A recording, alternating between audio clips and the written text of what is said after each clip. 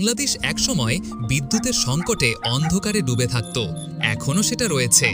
আজকের সেই দেশ গড়ছে নতুন ইতিহাস, নির্মাণ করছে আধুনিক যুগের সবচেয়ে শক্তিশালী বিদ্যুৎ কেন্দ্র। রূপপুরের পারমাণবিক বিদ্যুৎ কেন্দ্র এটাই হতে যাচ্ছে বাংলাদেশের জ্বালানি খাতের নতুন যুগের সূচনা। রূপপুর পারমাণবিক বিদ্যুৎ কেন্দ্র অবস্থিত পাবনা জেলার ঈশ্বরদীতে, পদ্মা নদীর তীরে।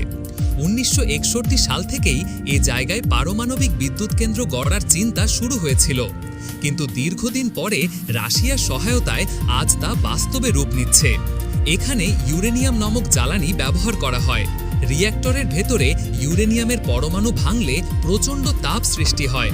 সেই তাপে পানি বাষ্পে পরিণত হয়, আর বাষ্প টারবাইন ঘুরিয়ে বিদ্যুৎ তৈরি করে। মানে কয়লা বা গ্যাস পোড়ানো নয়, সরাসরি পরমাণুর ভেতরের শক্তি দিয়ে বিদ্যুৎ উৎপাদন। প্রতিটি ইউনিট থেকে প্রায় 1200 মেগাওয়াট বিদ্যুৎ উৎপাদন হবে।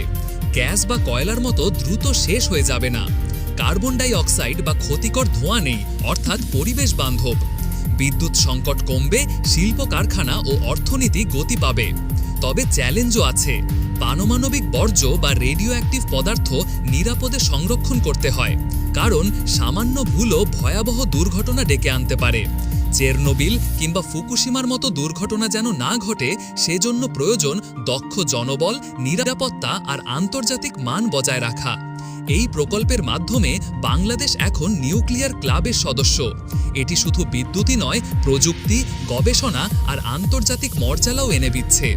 রূপপুর পারমাণবিক বিদ্যুৎ কেন্দ্র হয়ে উঠতে পারে বাংলাদেশের উন্নয়নের মাইল ফলক।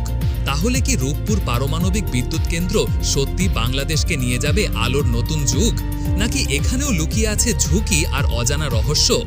উত্তর সময়ই বলে দেবে। আপনার কি মনে হয় কমেন্টে জানাতে ভুলবেন না। আর জ্ঞান, রহস্য ও প্রযুক্তির আরও গল্প জানতে সঙ্গে থাকুন নলেজ ইউনিটি।